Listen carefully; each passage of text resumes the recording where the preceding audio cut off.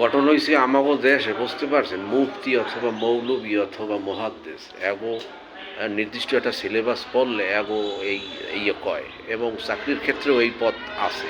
কিন্তু বাস্তবে একজন মুফতি বা মাওলানা অথবা কি মুহাদ্দিস হইতে হইলে তার তো অসংখ্য হাদিস অথবা মাসালার বিষয়, ফিকা, উসুলে ফিকা, উলুমুল ফিকা, তারপরে উলুমে হাদিস, কত কিছু জানতে হয়।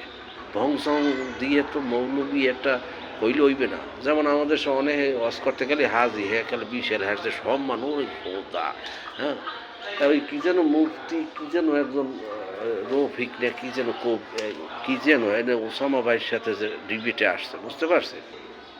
হ্যাঁ, দেখবেন যে ঘুরিয়ে ফিরিয়ে মুখস্থ কথা, ওসামা ভাই যা কয় উত্তর তো দিতে পারে না, খালি কসলা কসলি।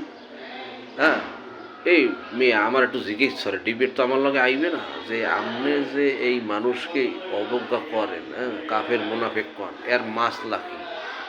একজন একটা দলে যোগ দিলে কি হারে মুনাফেক কওয়া যায়, এটা জায়েজ কি না? তুমি বলে মুফতি, আমার প্রায় ভাষা আইমো হেলতে আবার অসুবিধা কইলে মানুষে কইবে না আর হিসেবের মুখ করা, এই জন্য কইলাম।